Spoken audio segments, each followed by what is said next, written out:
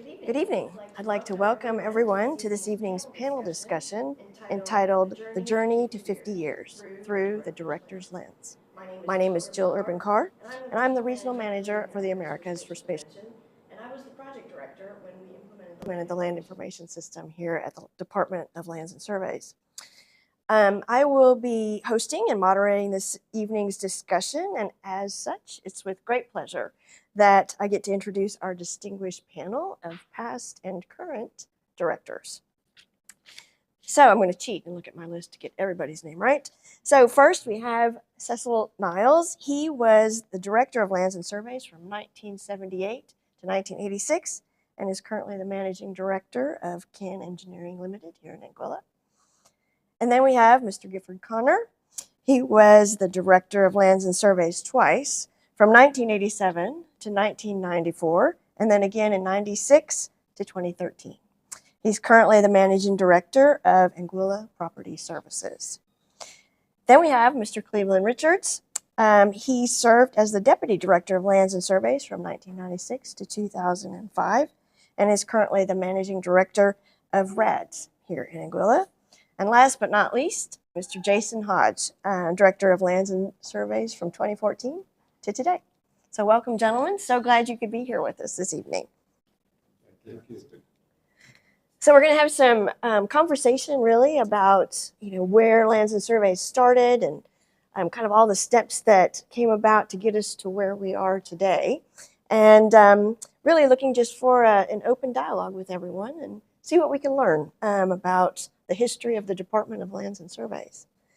So my very first question is one to each of you, and it goes along these lines.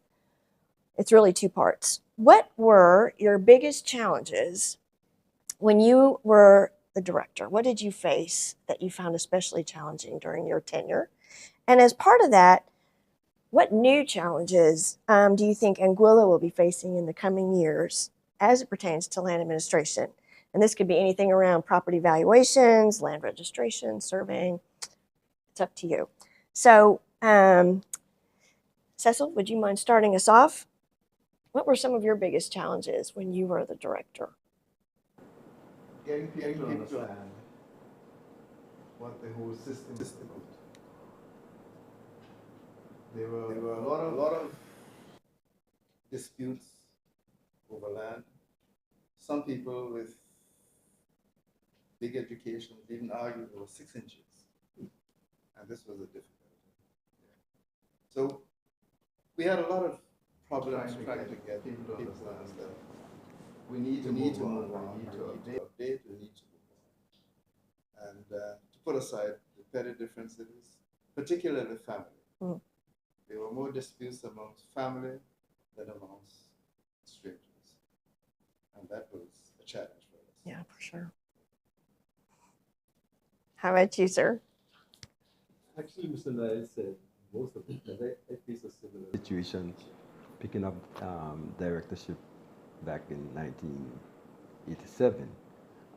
Actually, I was just returned back from school, and we had a lot of challenges of facing overseas people coming back home, and the system pretty new, I'm not sure that we had a lot of consultation with the system, so that posed a problem trying to educate the people about exactly what the change from the conveyance system to the registered system was all about,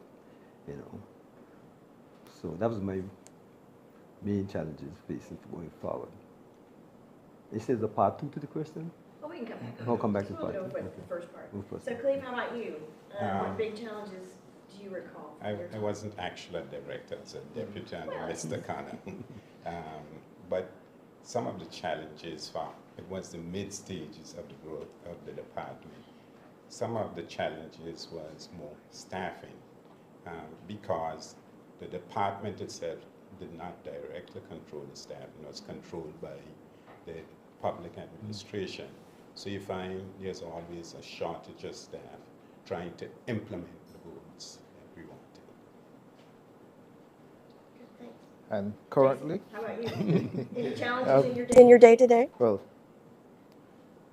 currently, I should say, I'm speaking more on the current, but continuing on from Cleve, I guess as you can see as generations passed on, it continue, but we have a similar shortage of staff, which is one of the biggest challenges, and also to increase the awareness of the younger generations that land is more than just the surveying or the registry that they see. It's so big fields, a wide field. There's so much you can do in that. And I think that is really one of the next challenges that we will have as a country and maybe throughout the world. I agree with that. So I think you all brought it up. I mean, land is very emotional, right? It's the single biggest asset people typically have. And whether they inherit that from, a family member or they save their money and they make their first purchase, there's a lot of emotion tied to land. So 6 inches, can cause problems, right? And so I think those kind of challenges are faced just about everywhere. But what about the go forward for Anguilla? What kind of new changes or challenges do you think are going to be facing? Jason talked a little bit about, available resourcing, for people. But what else do you see maybe as we get more and more people looking to maybe move to the Caribbean, or the impact of, coastal erosions and, different things? What do you see as some of the challenges? Cecil, we'll start with you again, if you don't mind. Way forward, there's going to be a shortage of land for distribution down the road. Many families are increasing, and each time they increase, each person wants their little portion. So that, to me, will become an issue in the days coming. Yeah, for sure. Yes, go ahead, Clifford. One of the main challenges I see going forward would be that of roads. We have a serious problem with roads. We have some landlocked lands, which came over from the beginning of time, industrial time, and that's creating problem even in development and people utilizing their land. So I think something needs to be done about that. For instance, like say, under our act right now, if someone wants to compulsory acquire a piece of land, it's 12 years. For a road, it's 20 years. I'm not sure what the reason for that, but I think something that we need to look at, because we definitely need access. Access is a problem. The roads are not properly sorted out and not properly registered. So maybe Mr. Hodge could look at somewhere maybe reducing that time frame from 20 years, if it's possible, to a much more shorter period. Yeah. Clive? What I see about moving ahead, I think we need to get modernized, go digital. But one of the challenges I see, when people have a trust in the digital system, a lot of people say anybody could hack into it, change records and so forth. So it must be a very robust system. And also converting from that old paper system to the new digital system, we will have to have a transition period. I believe in the modern digital system, everything could be accessed online, but then it's a level of security, trust, and confidence that we'll have, the public will have in that system. Yeah, there's certainly no shortage of actors out there who want to find a way to, create disruption, with the online systems, to be sure. So, Jason, how about you? What challenges do you see coming down the road? A bit from Cleve and also bring something else into the picture. But we do have, I think we're at a position now of a transition again from the manual system into a digital system, and we are trying to do more public awareness as a department and getting out there in terms of what we're doing. We would have moved over to having everything all entries coming into the department in a digital format since 2021, thereabout.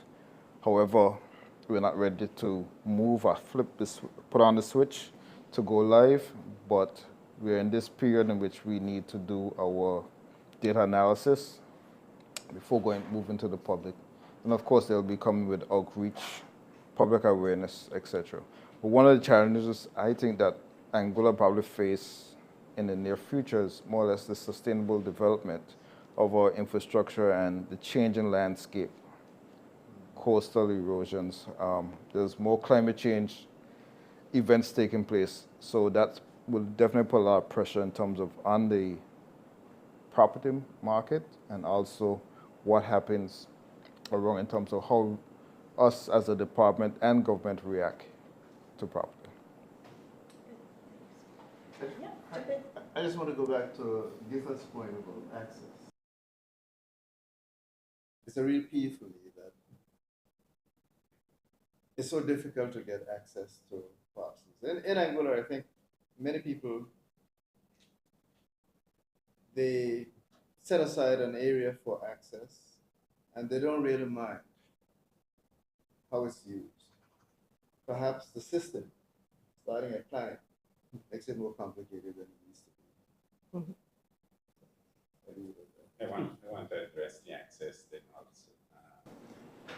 It is a big problem in Anguilla. Without having a registered access to a property, you cannot subdivide it, you cannot get, I understand recently, permission to build a building on it.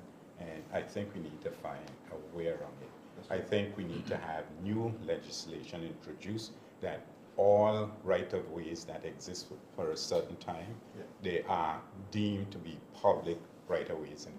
We'll have to, it'll come with challenges, but we have to get some robust legislation that will grandfather them. I agree with you. So We do have a lot So- of right-of-ways that are even as paved by government, and they are still private roads. So planning not going to allow you, give you sometimes difficult time to pass an application for the lack of access, and that's posing some difficulty. I'd just like to also mention what Cleve mentioned about staff. I mean, throughout the department, I think staffing was always a problem. It's still a problem right now, because you need trained personnel in the department, especially in the technical area now of computerization, and without that, I mean, Jason's shoulder is going to have a lot of weight on it. He really needs to ease up that burden, and to help the department want to move forward. Yep. Given the difficulty of the access, I want to propose that the government establishes a special unit to deal specifically with that. Just to So- mention about the access, I mean, what triggers me a bit is that to make a claim for an access by prescription is not only 20 years, but the cost is also $5,000. I find that to be exorbitant. A fee was introduced by you, right? No, no, please. It wasn't introduced by me. Higher up. I object to the fee.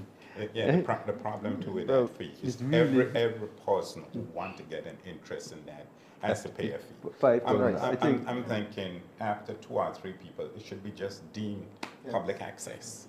some may need to be addressed, and the fee But- is just exorbitant. So to actually help and assist in this, maybe you should have a session of this as well with the planners to guide us and Michael to Yes, the minister. assist, right? But I would say that there have been some internal discussions with the Ministry of Infrastructure to really begin this process. They've had a series of consultations. So I think probably the direction we should be looking at is maybe we should continue that dialogue with the Ministry of Infrastructure to see how far we can get. Because the advancements in terms of legislation really would take place under the Roads Act by Michael. So we can look at that to make a amendment to the legislation to allow for these and have a new informed policy based on our culture, our norms, and what we have. I think maybe Jason could explain a little bit more. previously it was pretty easy. Someone could come and just take a right away, so take it out as a parcel and transfer it to government. Now it seems to be very difficult. As if there's a long process. Sometimes it takes maybe 2 years before, or maybe before you can get a piece of land transferred, and it's impacting development because you have investors sometimes want to buy a house and the access is not properly done, and somebody the deal go off, lost the deal because of the fact that the access cannot be registered. So I think somewhere along the line we need to find a way of how do we deal with access. Can we make it pretty easy to be able to, if someone wants to transfer the access, to make it public. Right. So, like I said, I'm only one part. I'm the last part probably in that whole process. It begins at Maiku, as I indicated. And recently, we've had directives that those sort of transfers or transactions need to start at Maiku in terms of their transaction before it can actually be registered. So those questions I will probably defer because, as I say, they are probably best suited for the representatives of Maiku to really address and answer your questions. But my understanding of some of this difficulty is directly caused by some of the civil servants who, when persons are willing to transfer land to government for access, they say government can't afford to maintain it, and they don't want to take it. Yeah, that's why I think it needs to be a policy in doing that. I know in some of the other islands, before you transfer the land to government, you have to start to develop it, even if it's not fully developed. I recall we in a state, and before we transferred the land to government, we actually went in and remodeled, surfaced the roads and everything. Couldn't afford to pay, but they were accessible at the time. So, that's something we need to look at. And also, with the legislation, in a way disagreed you a bit, Mr. Hodge. It should be a three-pronged approach to it. Planning, lands, and surveys, Maiku. Maiku should be last because it has more social impacts when people don't have access to their property. Maiku might be looking at cost government maintain, but then we have to, as a country, look at meeting the needs and requirements of the population. Some people have land and they cannot use the land because of a right of way that goes past them. They don't have the right to use it. So that's why it needs to be a three-pronged approach so that we could look at it beyond just cost of government, but set up a policy that assists with that. Okay, so I'm not saying that it's not a three-pronged approach, R4, because there's also AG chambers that's involved in the process as well. So it's a little further. I would never express everything here, but I said based on your directive the process began at Michael. Based on, even if Mr. Connor, Mr. Niles should remember this, I still refer to you as my seniors, right? So Mr. Niles and Mr. Connor and Mr. Richards, still refer to them as my seniors. So they would recall there's the Roads Act, which speaks to a roads committee, and actually it has the Department of Land Surveys as part of that committee. They have been refining that policy to look at what conditions, maybe the minimum conditions to look at that. Maybe it's a mile road. Maybe there's other things. But I would defer in speaking to all of it because I don't have all those facts before me at this present time. It's going to take forever. Perfect. So if we kind of shift gears a little bit and kind of go back to talking a little about the history of the department. Anguilla moved from a deed system to a title registry system. And I guess Cecil and Gifford, if you wouldn't mind, let us know, what triggered that? Why did we decide that we needed to make that transition, if you will, from the deed registry to the land register? What was that? Why did we do that? Personally, I believe that the country could not move forward. Even though I think it was a decision that was handed down from the UK, because actually it was a team refer to as the Cadastral Survey and Registration Project, which did a transition throughout the OTs, starting with Cayman, Turks and Caicos, Tortola, then on to Anguilla. But when we did some analysis of the whole system, we recognized that under the deed system, no one had a proper title to land. Because to actually have a proper title to land, you had to research the title back 12 consecutive years and make sure chain was not broken. And in that case, I mean, the whole difference of a deed system is that a deed is just a record of instruments, whereas now a register system is a record of title. So that's where the whole, and look, you could not develop not having proper title to your lands. And I see, so that's, I think the UK side fit that if I'm going to move forward in development, it then had to start with getting the lands issues straightened out, title straightened out. So when was that decision taken? Do you remember? Movement within, because we had to pass certain legislation to make it happen. You know, we had the Education Ordinance passed in 1974 to carry out the effect of the transition from the conveyance system to the registered system. But both systems, they move kind of concurrently together, you know. I would say preparation started in 1973. And how was that received? I mean, when you told the people of Anguilla we're going to make this change, what did they think about that? Were they told?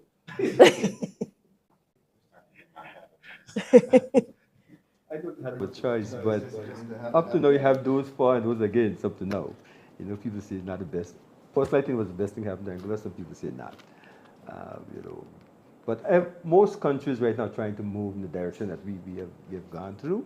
I mean, England used to run two systems hand in hand. Same thing with Jamaica, and all the other islands. I mean, they wish that they could have a registered system like Anguilla. I mean, it makes life so much easier, you know, by having a registered system. The benefits are just enormous. Yeah, it gives you security of title, you know.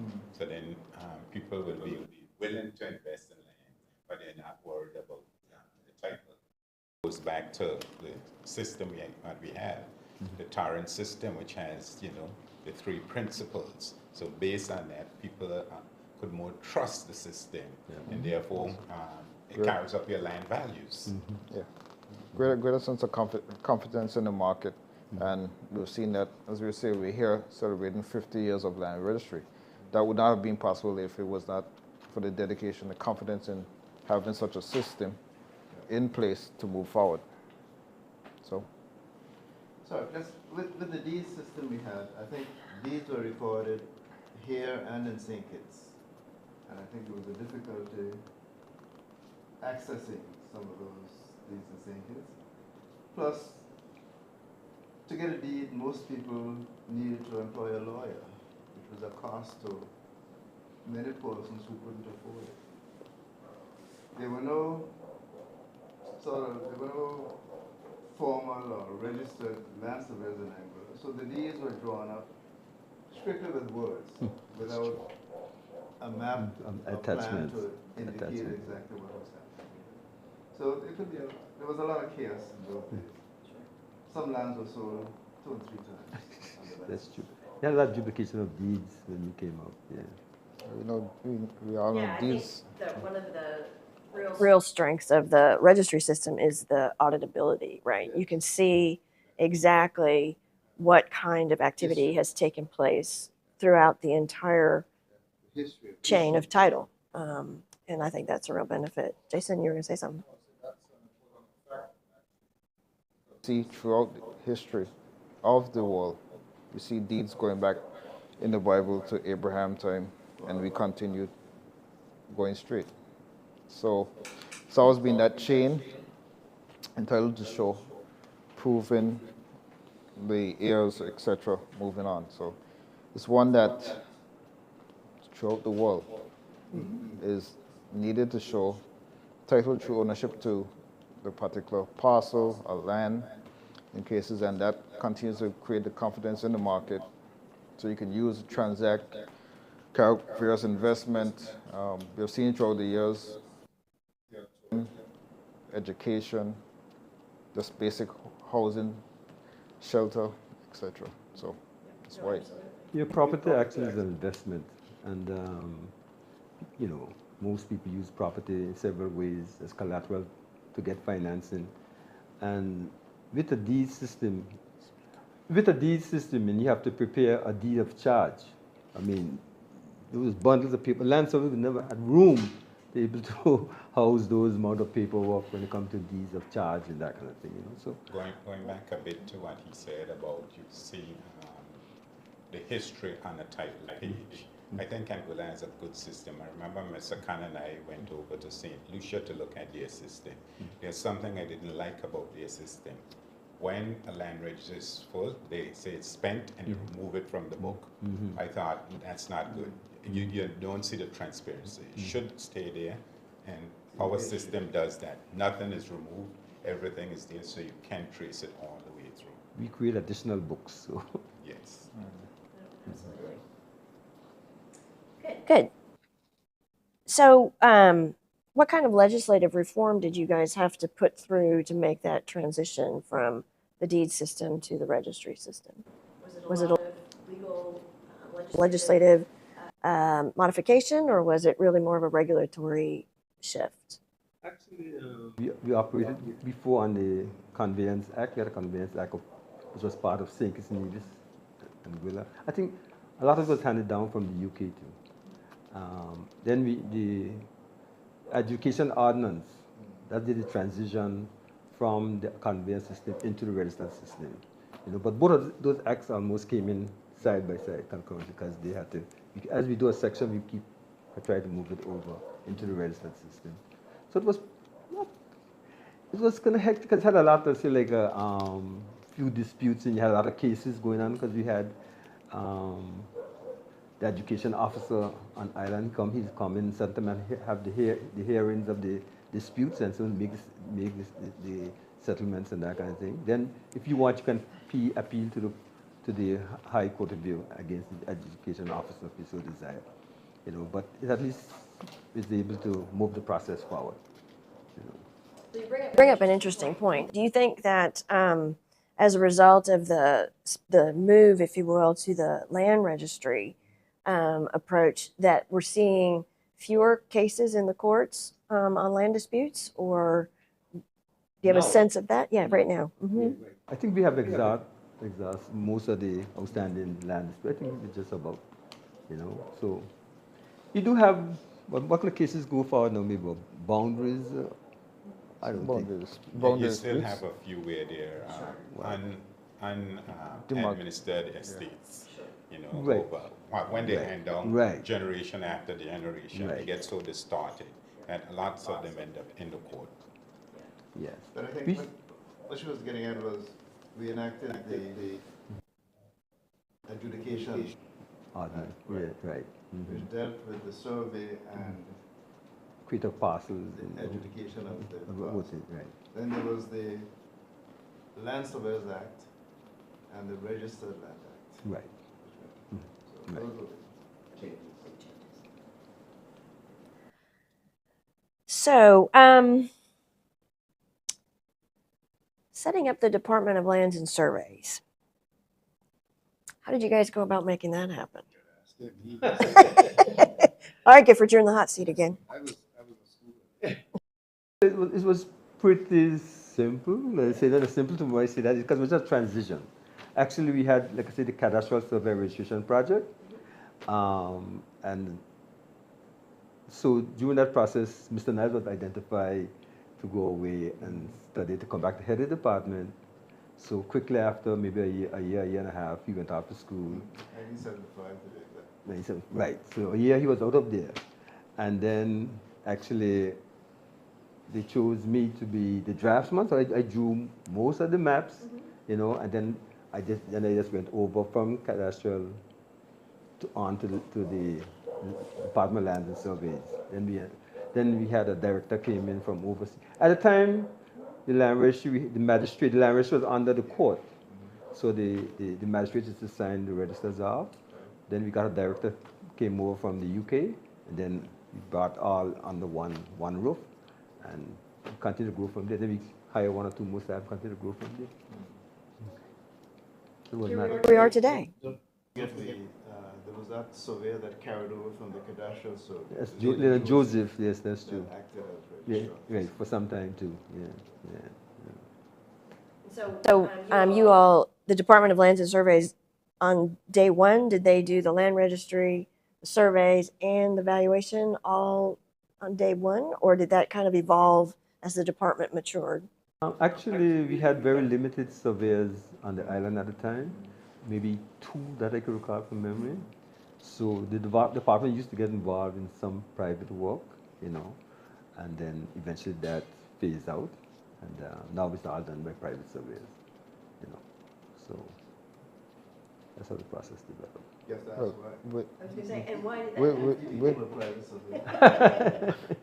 with the exception of Crongland. Hmm? With the exception of Crongland. Crown land? Crongland is done through the department. Yes, you all manage and survey Crown land. Yes, that's true. And what percentage of the island is still Crown land? Do you have any sense of that? A very good question, as Mr. Gardner said. When I last checked, it was about 4%.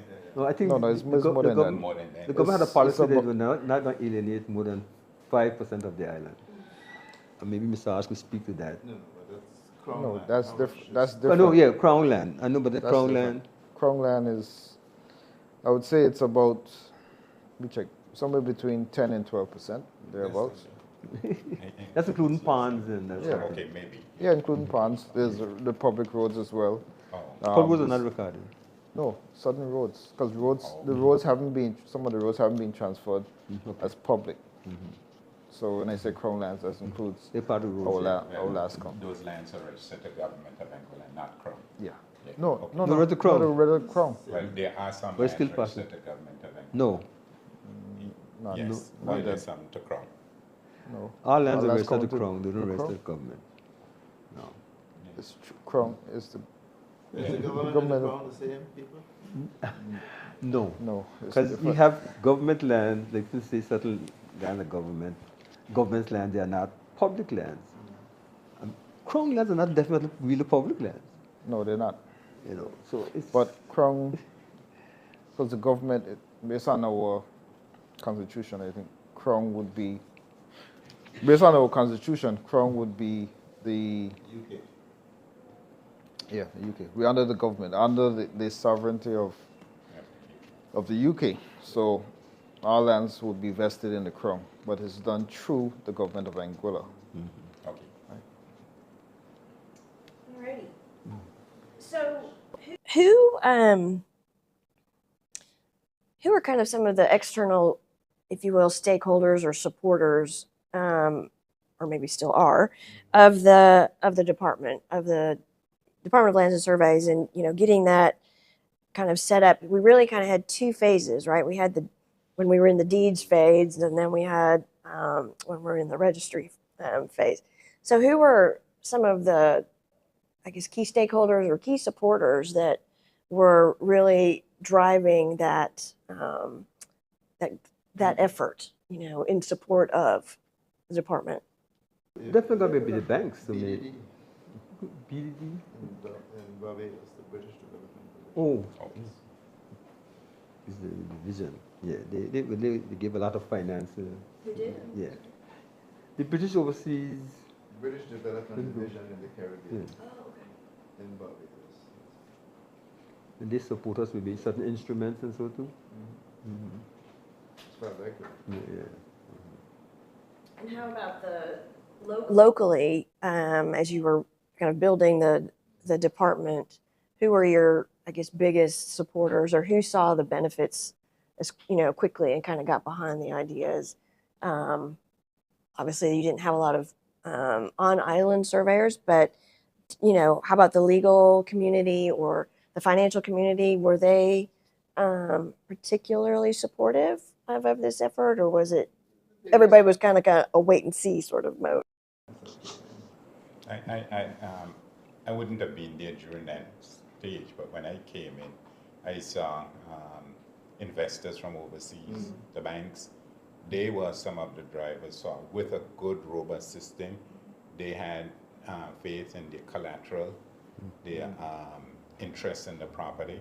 So they were some of the drivers to help keep the department going. I mean, to register a charge, the bank had to have good faith in the title, you know. Then the legislation developed that helped to support them.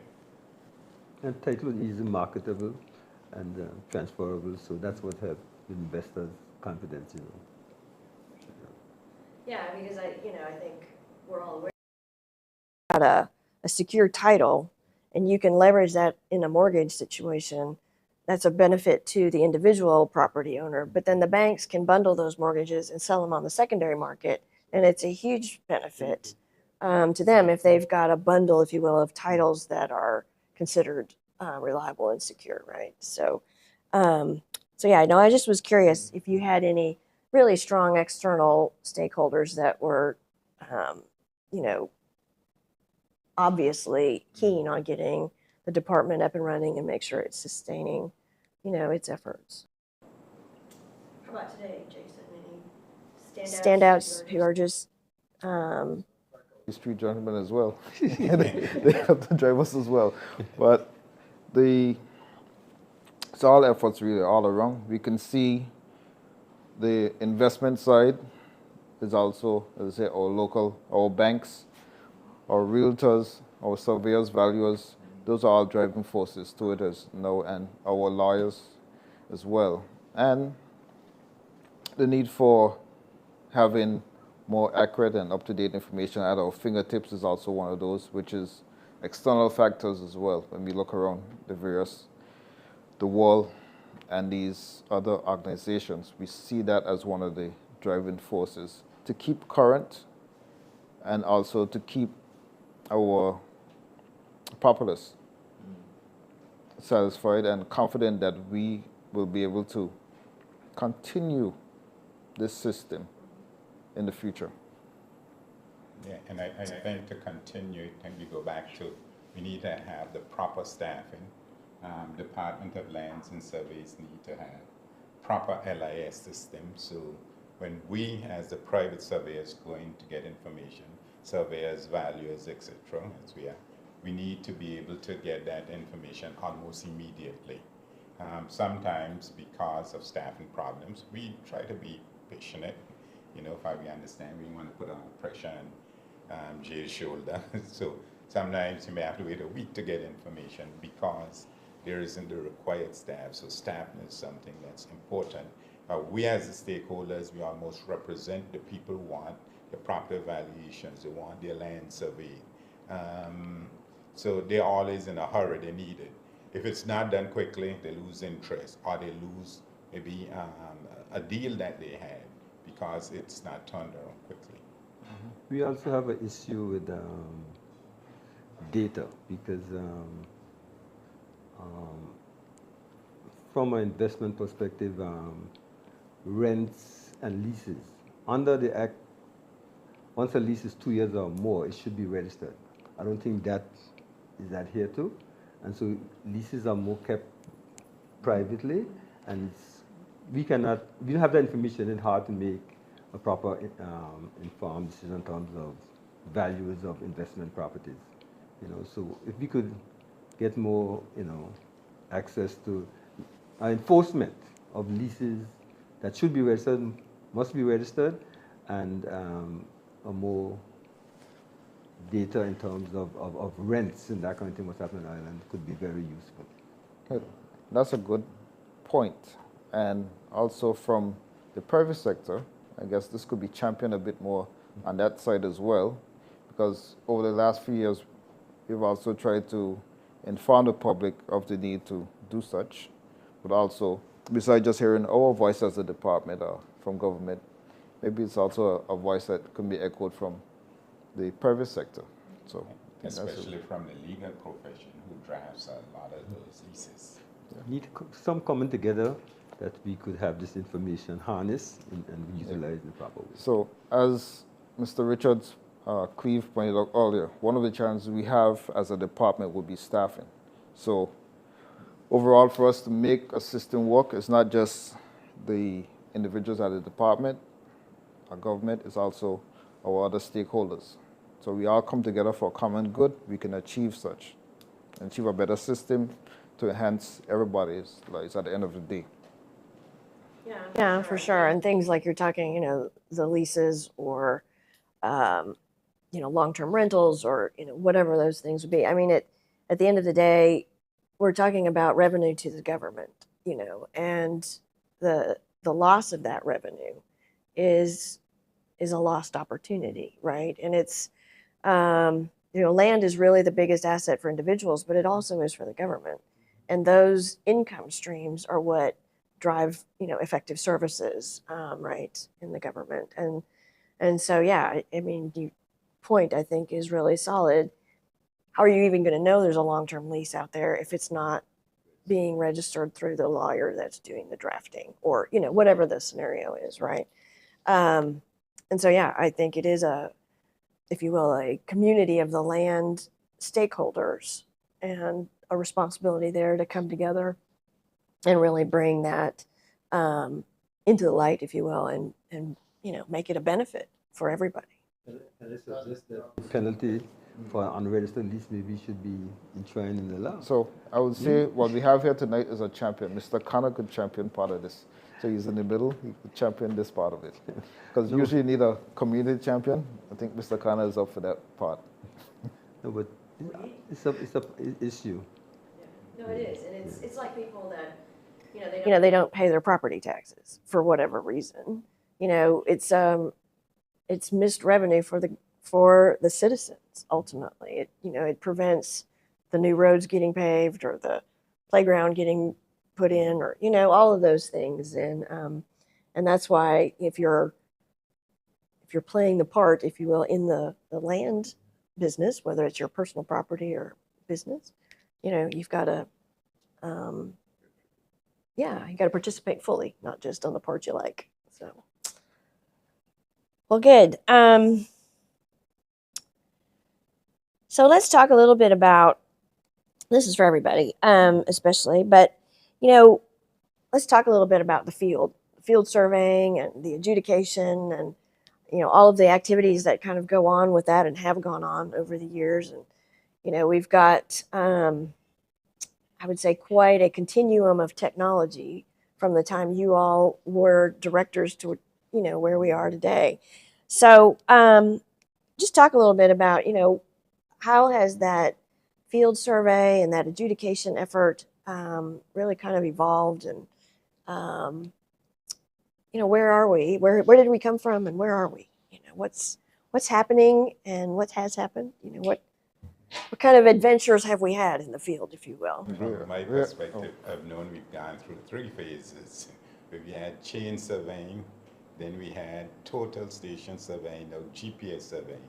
Mr. Khanna and Mr. Niles, who are some of the pioneers here, might be able to tell you a lot about chain surveying. Then I came in some of the middle ages of the department, could tell you about total station surveying. Now Jason could tell you all about the GPS surveying from that aspect without going into too much detail.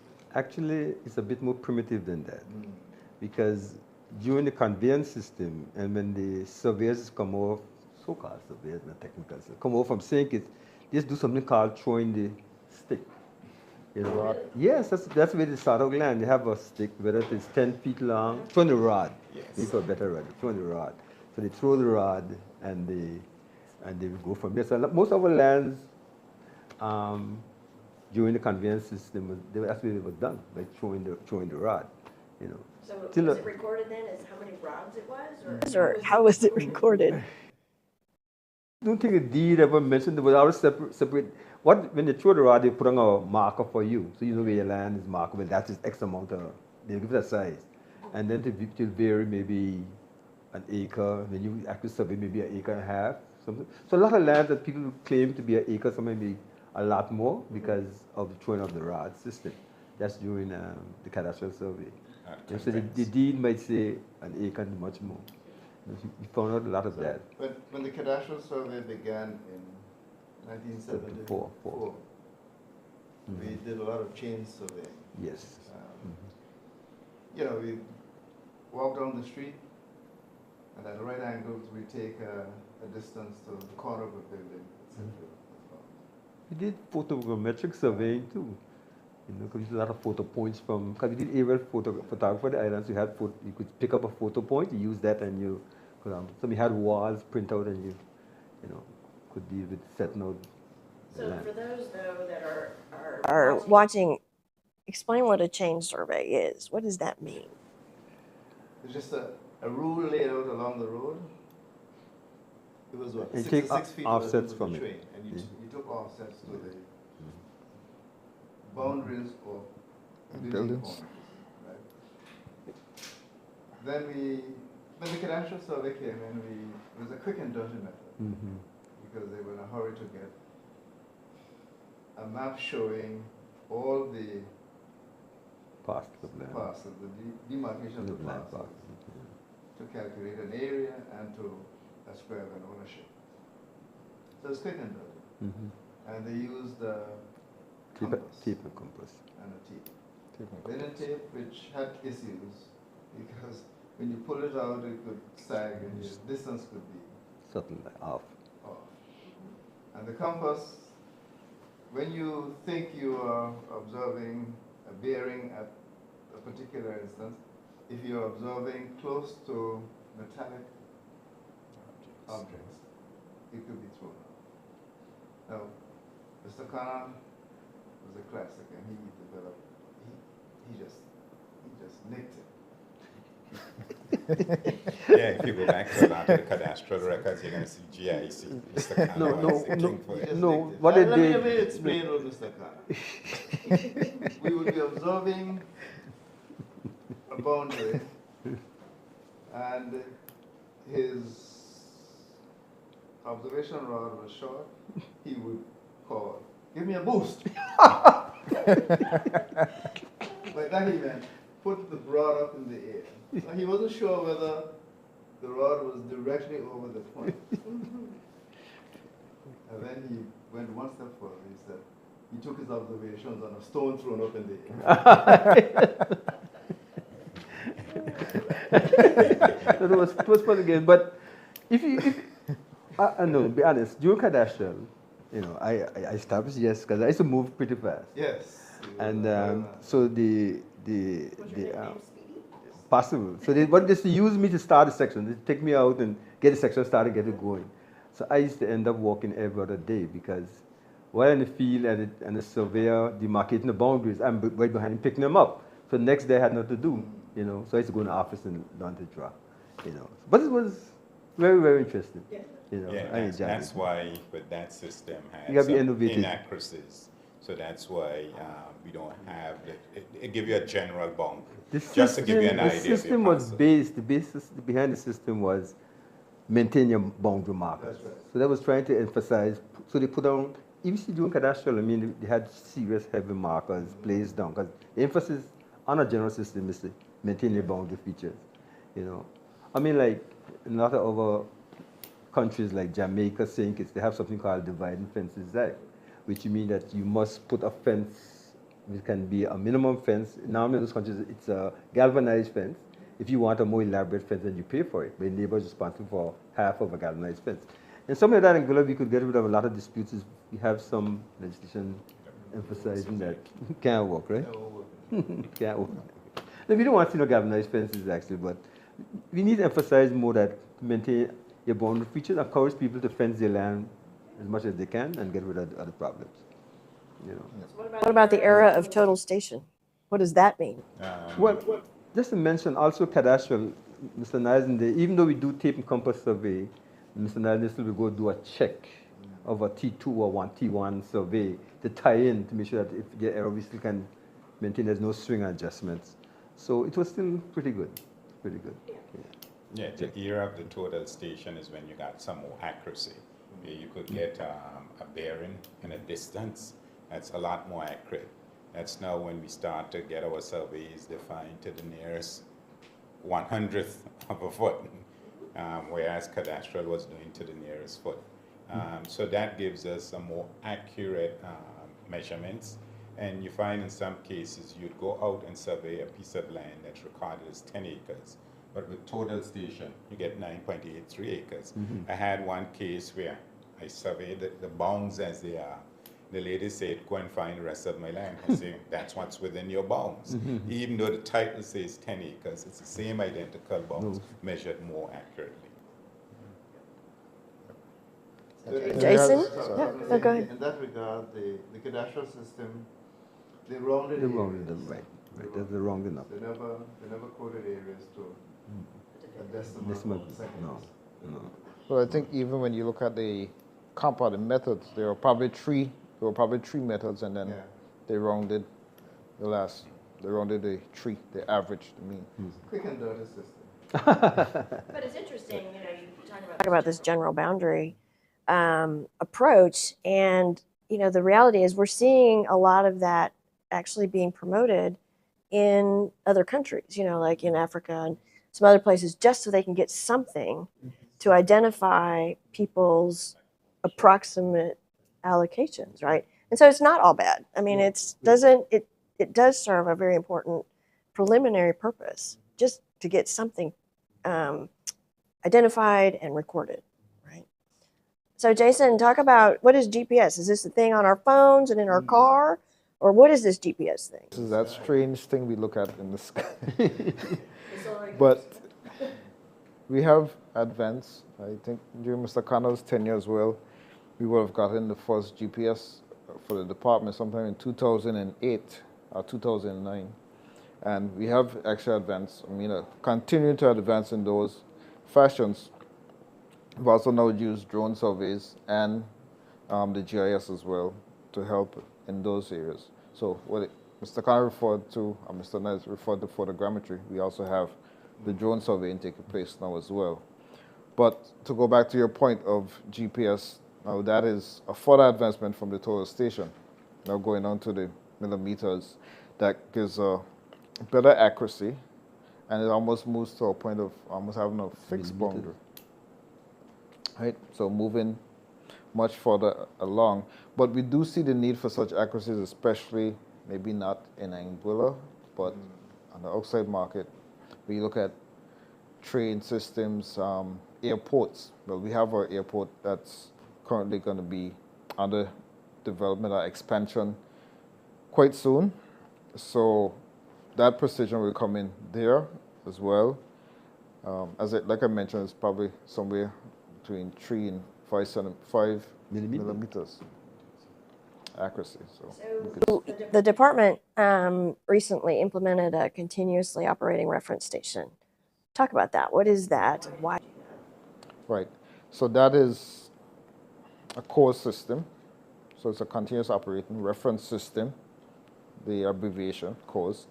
And that now is to allow for surveyors, 3 gentlemen, and other surveyors, the other private surveyors, to also tie into our system and having everything tied to a national grid. And part of that is for us also to feed that data to them as well. So it's a multiplier effect that all of us can talk on the same language. And the benefit of that is now we can tie everything together under one reference system. Before, we'd have more localized surveys which reference their own coordinate system. Now we have everything in the same coordinate system. So when we look at, just to bring it a bit further, when we look at the world, we know sometimes we can reference to Anguilla having particular latitude and longitude. And we can go down to Trinidad and reference their latitude and longitude by having that sort of tie. So likewise, it's allowing the same thing to be done here in Anguilla, but from a grid aspect. So that's one of the benefits of having that core system, and we also further advance in having the new Trimble station, it's, the R12, right, which allows us to measure tilt as well. And there are a number of other advancements that I'm sure we'll be here talking about today, but I'll leave those for another time. Absolutely. Yeah. Alrighty. Let's talk a little bit about we've touched on it, but kind of the evolution, if you will, from 1974 to today, and we've talked about the GPS, and the survey techniques, but what about the documents and managing all of the paper, if you will, that comes into the office and has to be filed and maintained and that sort of thing. I know there was obviously the hurricane, and we got really close to having a flooded vault. Thank goodness that didn't happen. But what are we doing to, if you will, protect the land records, the documents themselves? What's going on with that? Okay, so that's my question indirectly, but right. So we have mentioned hurricane, I believe it's Hurricane Irma that you referred to in 2017, where yes, the vaults were under serious threat of water entering them and possibility of losing a lot of our land records. And this was actually our registered documents, our registers and parcel files where that water was close to reaching. But we are in the phase now of digitization. We have the scan in every record that was in the vaults, both the land registry and also the surveying sections. And we're continuing to build on that now, where every transaction that comes into the department is taken and scanned into the system. And to preserve those records, we're also, by advancement of technology, backing those up locally and outside in the cloud. I would not disclose, but we are storing that. And also we still have at this present time our physical hard documents as well.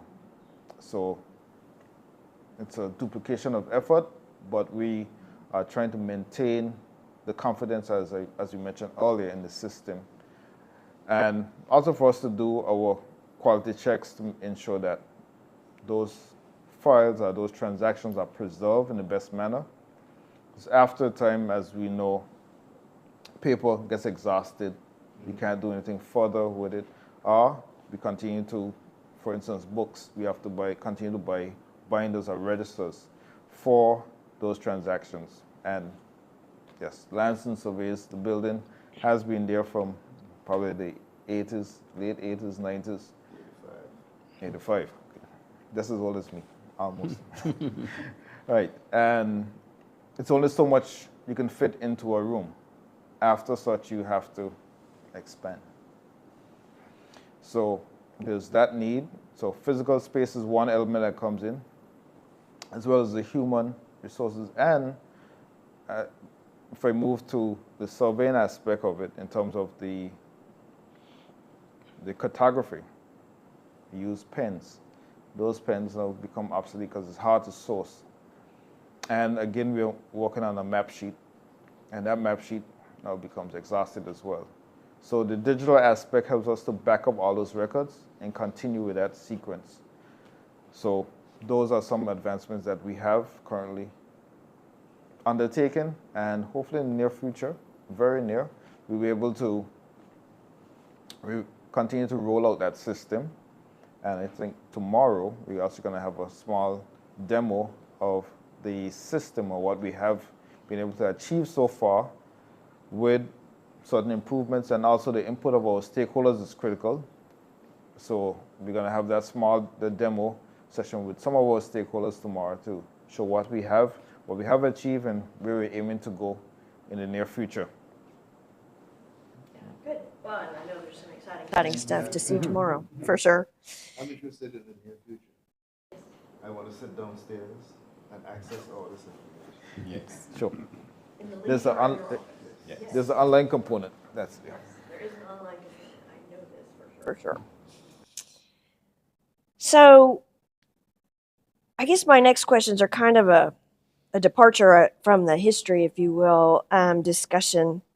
And it's really kind of looking, I guess, beyond who we are and what we're doing today as the department. And we've touched on this a little bit, but the the up and coming generation, the new surveying group, if you will, and or the new land registrars or the new valuers. We're having a challenge, not just in Anguilla or the Caribbean, but really worldwide. There's a shortage of students who are interested in becoming surveyors and or taking an interest in land administration.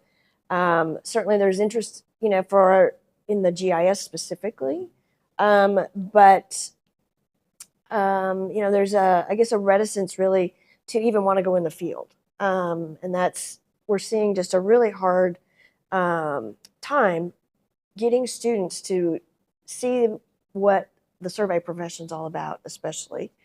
And so, in that light, I guess what would you say to this next generation who's maybe coming out of high school and trying to figure out what they want to take for a career path?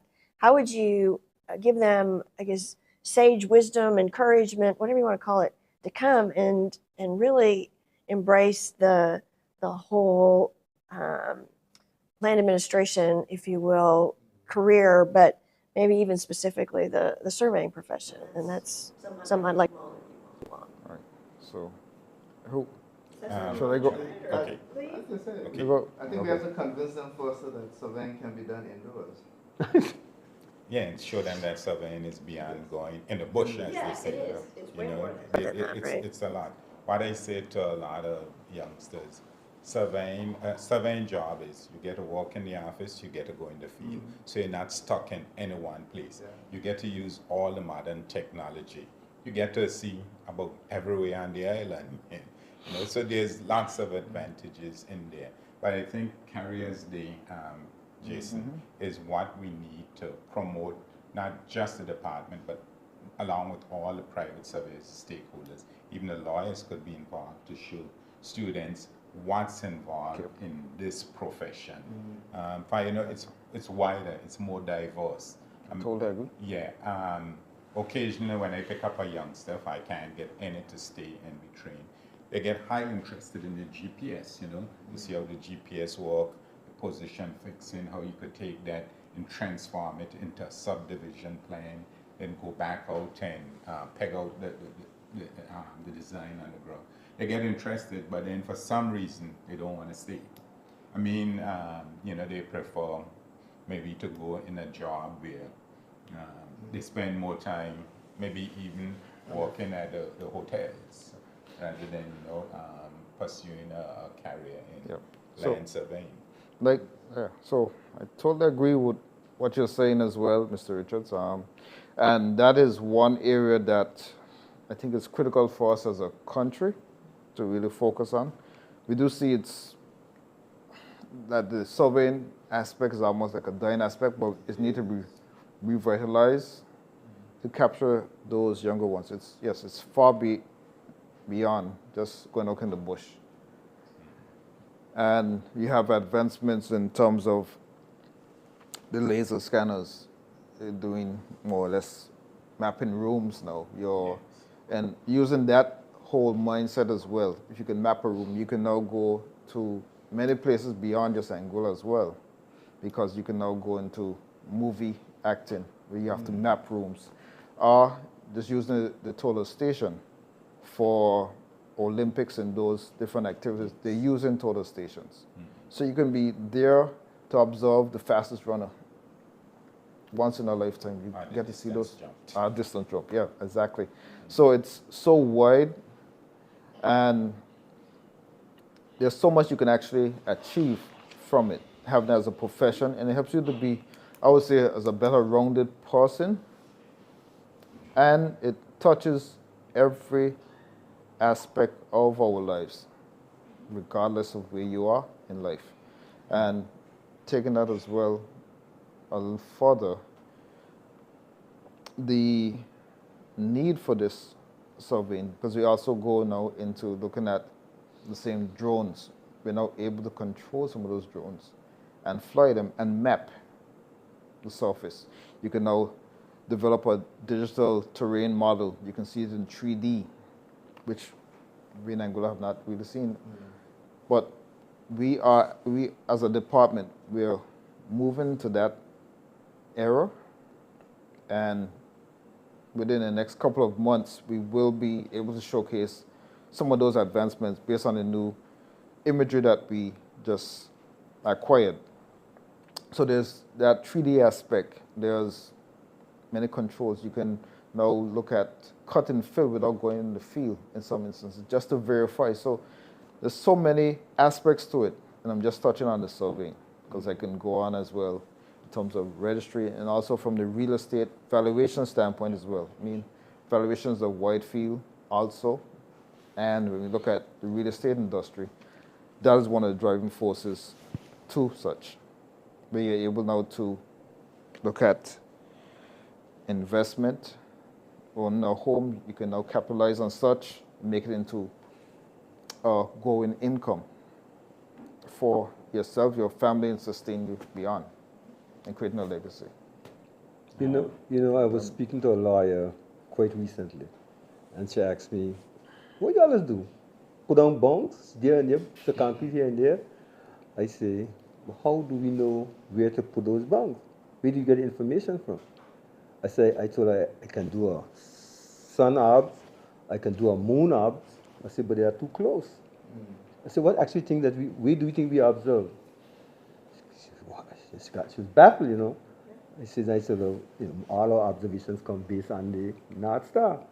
And, you know, then she started to understand the dynamics of surveying, you know. But, like, most professions you find, like, say, like surveying, valuations, especially in England, valuations, they are almost into family legacies. You know, because when I'm in class, to be honest with you, my classroom, every time we go into the field, there was somebody in the classroom whose parents own whether it's construction industry or whether they own the surveying company or what, you know, and their kid are in there, you know, taking it on, you know. So I guess eventually Cleveland have to get it out there. But it happens in that way, you know, because your kids grow up, they understand it from small, and then you take it from there. One of the problems I see we have is in the valuation section. When we, the private valuers, retire, there's nobody in training, Jason. You know, yes, there's nobody, you know, and there's a heavy demand for that. All the financial institutions require it. Insurance companies require it. The court requires it. Private individuals for business reasons require property valuations, but there's no succession plan in here. So it's something we need to promote. Yes, I totally agree with that as well. So, like we mentioned earlier, the human resources is one aspect that is very challenging for us from a department standpoint. And also, I mean, not just in government, also in the private sector, because when I look across the room, Mr. Nurse and Mr. Connor probably doesn't show it, but your seniors, very much seniors to me, I mean, there's a generational gap when we look at it, and how do we continue to bridge that gap is very critical to us, country-wise, and overall. And like, for instance, valuation is always something to value, right? And that's an area that is not going to die. It's going to continue to thrive. And like I said, I just open it, that aspect of valuation, but you can get into valuing artwork, metals. It's deep. Yeah, there's something besides just property. So for us, when we look at it, it's more than just going out in the field. There's so many aspects. When you get into valuing a house, you can now have to look at the shuttles, the fixtures, the furniture, etc. Those also play an aspect. It helps with also those persons with decor, those ideas. It helps. So it's very good to have that basic understanding and also to advance that. You know, you can turn it into the profession and continue to grow it into a business and beyond. I don't think we've answered that question as to how the department can facilitate that sort of development. How do we get Good. kids excited? Well, to Get them to say, this is what well, One I'm thing I hoping, noticed though, that oh. if by chance, if like say one of the young people get an opportunity to be in lands for some reason or other, somebody have school leavers doing what? Well, I'll come. In fact, so let me they just will end up falling in love. sorry. Let me just pick up from there as well. Every year we'll have the career summer placement, I should say, summer placement, and likewise over the past years we would identify one or two persons to come in do the job training at the department. Last year we were blessed with one individual who was, I should say, is a female actually, so that was a plus as well because we really don't have much females who are interested in aspects of surveying or evaluation, and she was quite blown away with what we were doing and sparked interest. Even today, while she's in school, sometimes on her breaks, I should say, she would visit the department just to check up and honest, as well as still assist customers in various transactions. So seeing that aspect is very good or encouraging.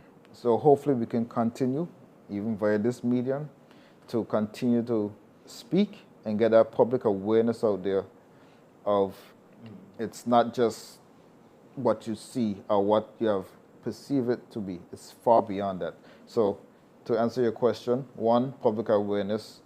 Two, I would say to continue those career fairs, as Mr. Richards identified, and also to go ahead and continue those summer placements.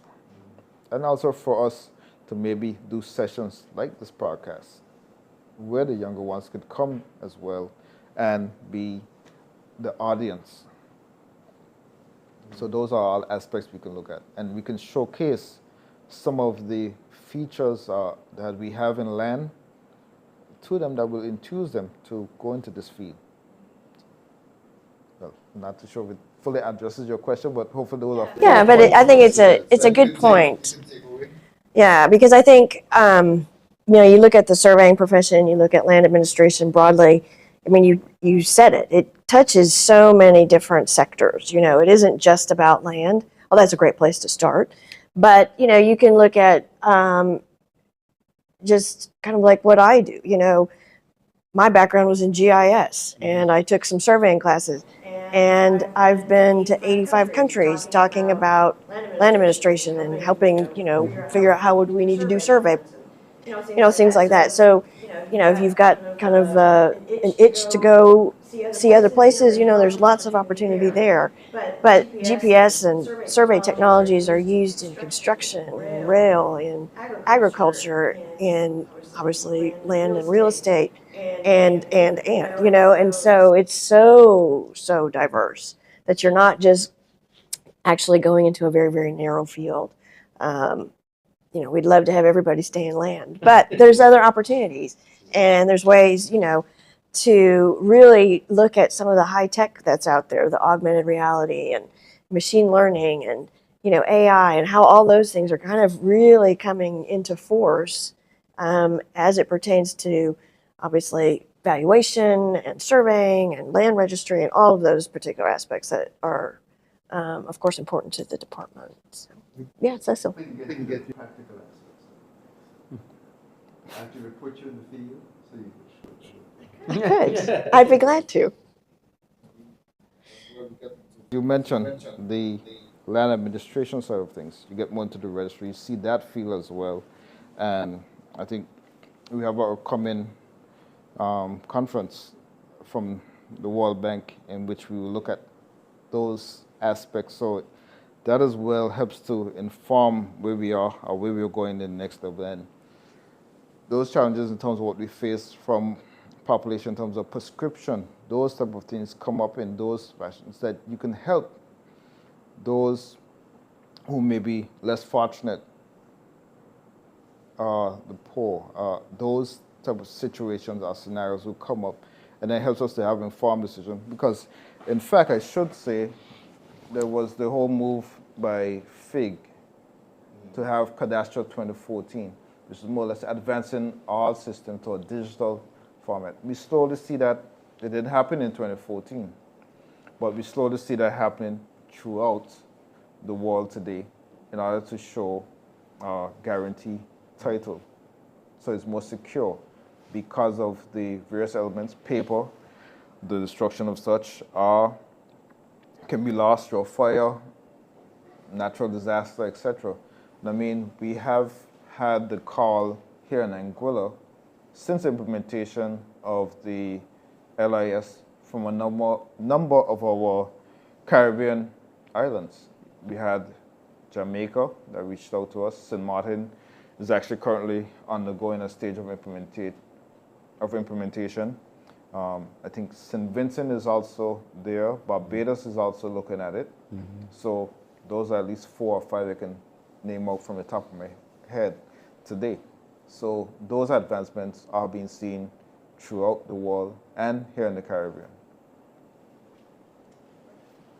Any last comments on that one?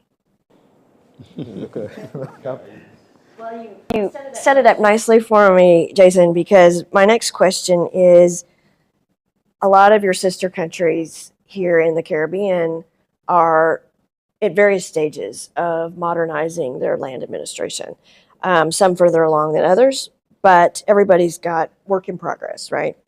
I guess what words of wisdom or lessons learned would you all share to your fellow Caribbean nations that are wanting to or have embarked, upon a land administration modernization project? What lessons could you maybe send their way, or free advice, or however you want to package it? Follow us. I think it's again proper consultation, education of the public, so that they be bought into the whole process. I think would be a way to start,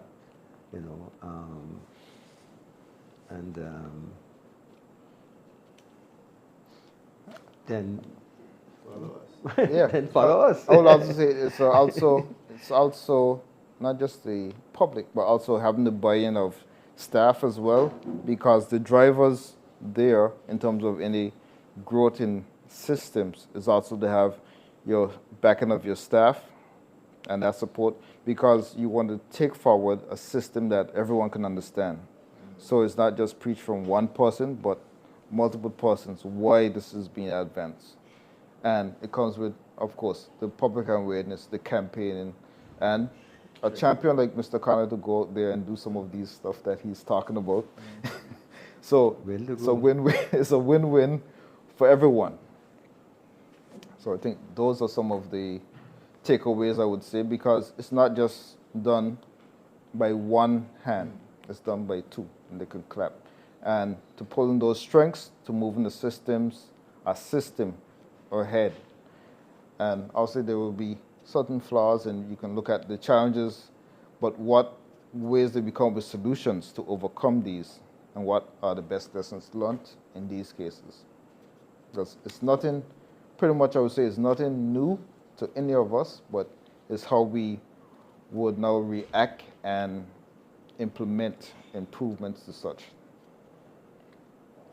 Leave anything from your side? Yes, I would say, like Mr. Knight say, look at us, but not just look at us. Try to patronize after us. Ensure whatever you develop, you have robust legislation, you have confidence in the system. At the end of the day, the end user, the landowner, they're the ones who must have confidence in the system, understand it, and also, like Jason mentioned, it must be well maintained, which means you need to have resources, human resources.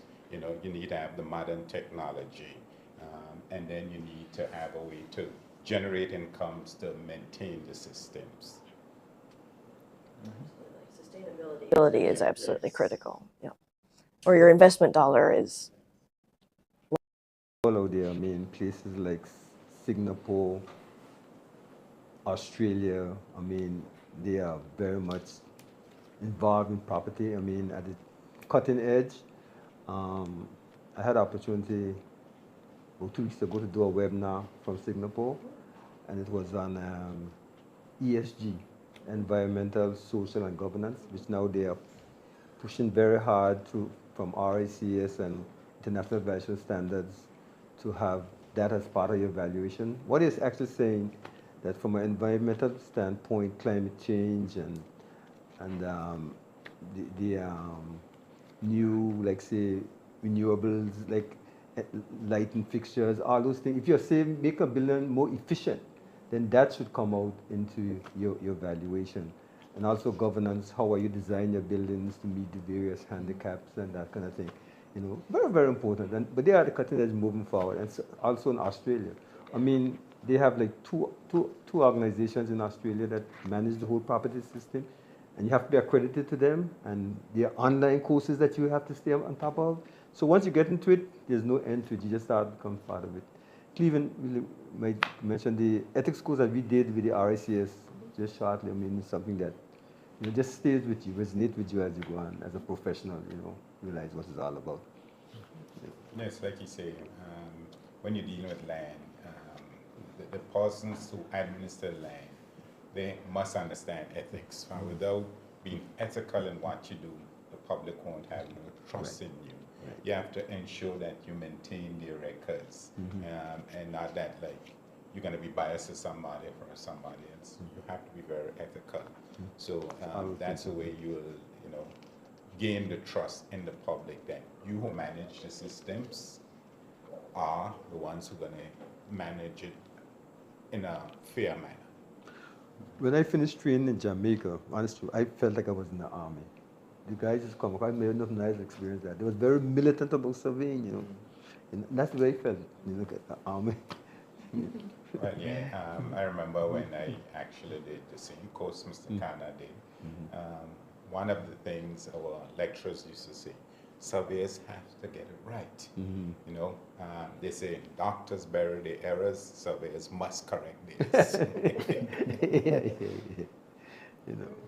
The professor there was a Brimacombe. Brimacombe? Yeah, he was from the army. Oh, okay. That's what I felt, It was taught that way. Very much the entire discipline is one, the whole field of property is one of discipline.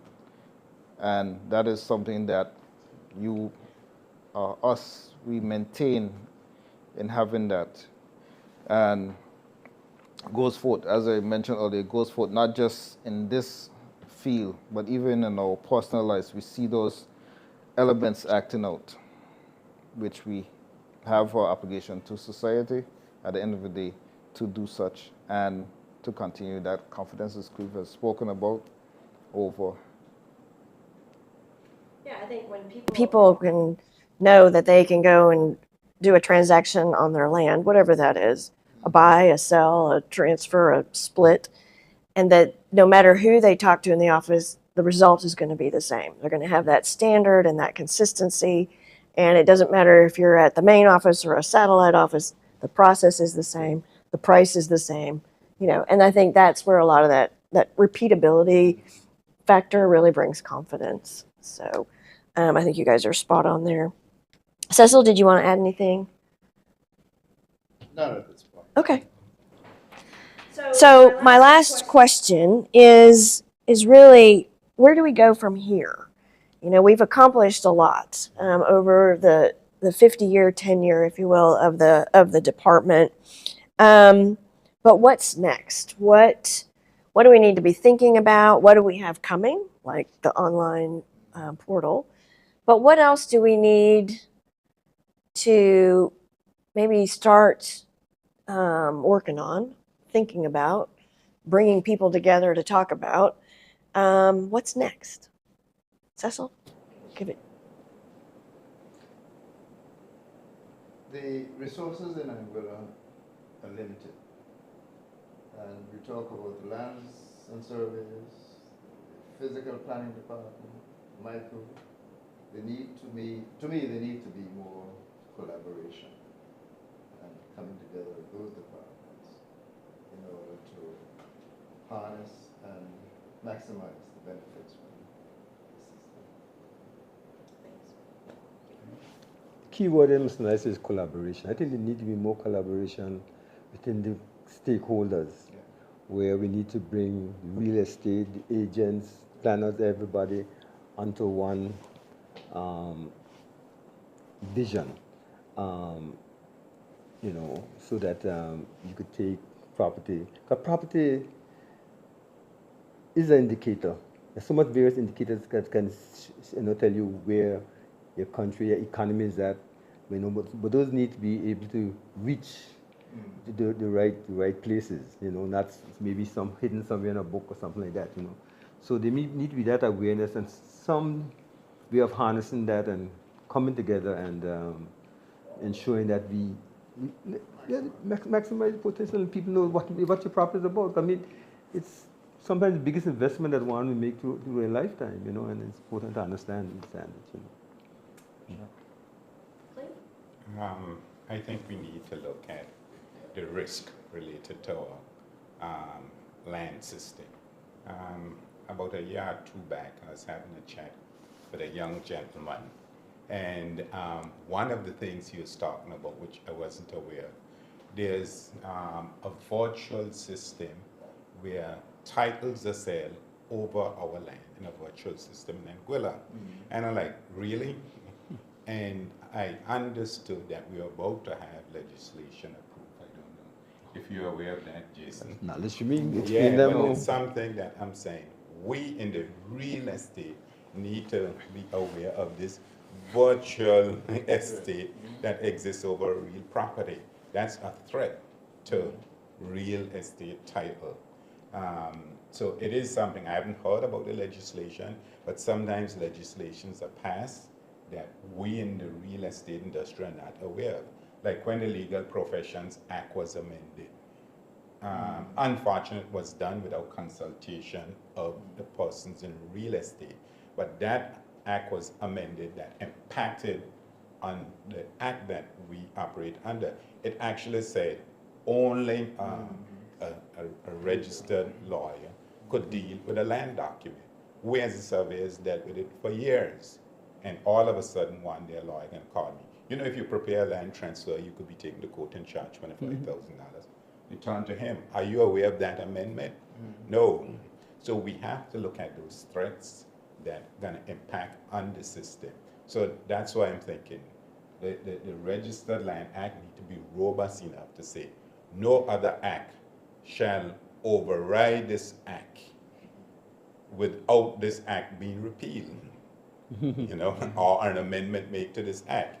But then it threatens that system because things are done outside of the Registered Land Act or the Surveyors Act.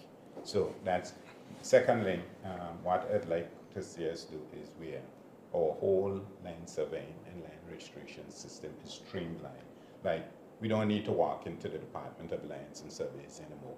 We file all our surveys digitally. We file all of our transactions digitally. It's something like, I think, the financial services or the companies, you file everything digitally, you don't go in there. So I'd like to see us reach to that stage. And it be done in a manner, like I say, there's built-in checks, so, there's the confidence in the system. All right, Jason, you're in the hot seat. What's coming? What's next? Three gentlemen as well. But I must say that I can probably just continue or add to Cleve's quest that we are in that era or phase in terms of looking to allow for online submissions. And like I mentioned, we'll see a bit of this tomorrow for some of the stakeholders. And collaboration, Cleve's first point, collaboration is probably one of the key factors, and probably that's something that should be done more in government. Because likewise, you mentioned the Legal Professions Act. Yes, while we were not aware of it, if there was a bit more collaboration, we would have been aware that something was on the surface taking place. So we could have done the consultation ahead of time to make whatever necessary amends needed to be done and not just have legislation passed without the input of the relevant stakeholders. Because at the end of the day, yes, I concur with Cleve and Mr. Connor and Mr. Niles, it impacts their regular duties, uh, profession, I should say, where they used to carry out these transactions on a regular basis. So having that prior dialogue before such an ACCA amendment is done is key. And especially in this day and age, we're looking more at transparency to make sure that everybody's on the same page. We have that to pass on. So from an aspect in terms of challenges or what we see like to be done is more collaboration and togetherness to work in streamlining some of these services, and also that aspect of public awareness or public outreach. And well, maybe it's through these measures that the department has begun here this week that can be carried on, and then we can actually have groups of the lawyers, the real estate agents, the surveyors, the valuers, those coming from the property profession, coming in, even construction or planning, coming in, and we have a forum in which we all can discuss some of these issues and then be able to move that forward to better not just ourselves, but the country as a whole, and to deal with issues of sustainability, climate change. Those sort of awareness need to come up as well. So those are probably my response to some of the questions that are answers or remarks that were given by my colleagues here. And how do you go forward? To continue, sorry, Jill, if you don't mind, go back to the question again. So it's like, where do we go from here? Where do we go from here? What's next? What's next? What's next? Besides home, what's next for us, department-wise? To continue forums like this, and to be here next year, maybe, as well, having the same discussion, more stakeholders, continue the outreach. But from a department standpoint as well, you see it advancing in technology, because technology seems to be the driving factor going forward. You have AI technology being looked at. We have those 3D mappings. And with the AI technology, just to give a backdrop actually, with the new imagery that we just acquired, having the software to go with it, we can now look at, for instance, identifying maybe for a disaster, those houses that may be at risk in a certain area that's low-lying, and using that imagery, we can identify the roofs, whether they're concrete, whether they're galvanized, etc., or the number of cars there in that area. So, for instance, if there are 50 people that live in that area, we can say, okay, those 50 people we need to work on in terms of having emergency evacuation routes for, and those sort of situations. Helps us to better plan from country standpoint, budgeting standpoint, all those aspects come in to give better decisions and for more accurate and timely responses. So, Cleve, Mr. Connor, Mr. Niles, we don't have to wait for the department to reopen between 8:30 to 3 or 4. They can now do so, like at this time, at home, in the convenience of do the searches, get all the information they need to transact for the next day. And have a satisfied customer, I think. Yeah.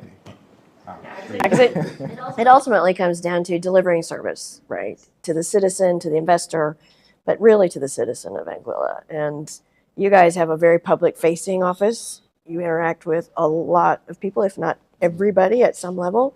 And I think, when they can start to not just hear about technology and improvements, but when they can experience that through really strong customer service, I think that's when you really start to have benefit, right? So you guys have done a lot over the years. I think it's been a nice journey that we had here this evening together. And I thank you all for your time and this rich discussion. I think I really enjoyed it, and I hope you did too. I was going to say, I'm going to give you guys the floor one last time to just offer up any remarks. So before we close, I just wanted to go back a bit on the Conveyance Act, because there's that concept. We still have a few estates that are owned by proprietors who died before 1935, I think, 45, 45. Um, so the concept of primogeniture comes into play, and that is where the land should be registered to the firstborn son. And since then, we had the Inheritance Act came into play in 1945, but it's still on our books.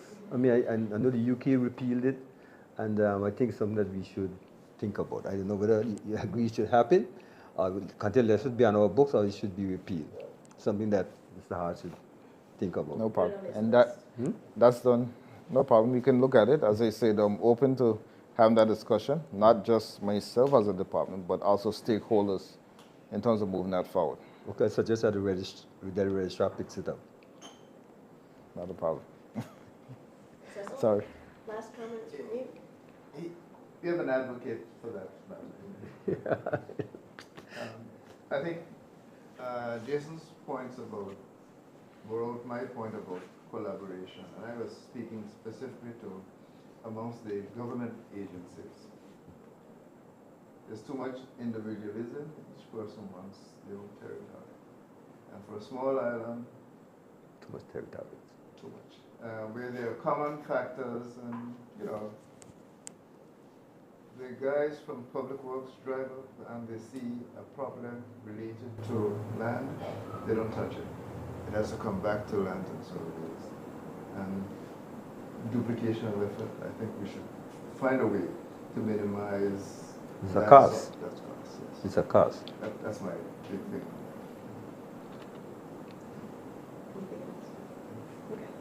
Please?